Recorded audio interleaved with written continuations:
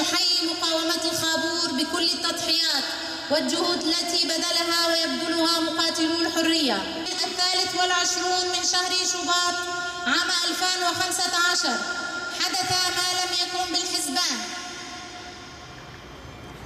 حل الخراب والدمار والقتل والتشريد على قرانا الجميلة لن يمحى أبداً من ذاكرتنا.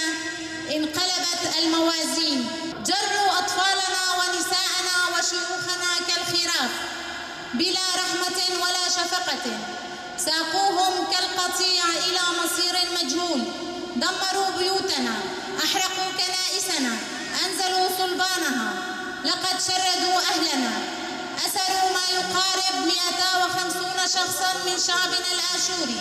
إن تحرير مناطقنا كان واجباً وطنياً وكان أساساً لقواتنا من جميع المكونات. إن شهداءنا بدمائهم الزكية استطاعوا أن يوحدوا جميع مكونات المنطقة. كان لابد أن يختلط الدم الكردي مع الدم الآشوري والدم السرياني والدم العربي، يختلطوا ليصبح مدادا نرسم به مستقبل المنطقة والأجيال القادمة. فليسقط كل الأعداء. إذ ننحني إجلالا وإكراما لضحايا المأساة التي حلت بالخابور الآشوري.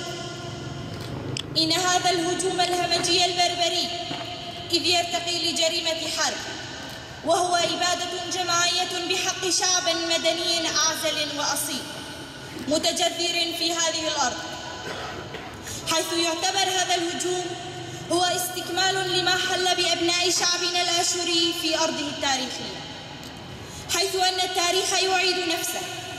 وبالنسبة لنا كشعب آشوري إن هذا اليوم هو محمل بالكثير من مشاعر الألم والغضب جراء الفظائع التي ارتكبت بحقنا كآشوريين من قتل وخطف وتدمير للكنائس وحرق للمنازل.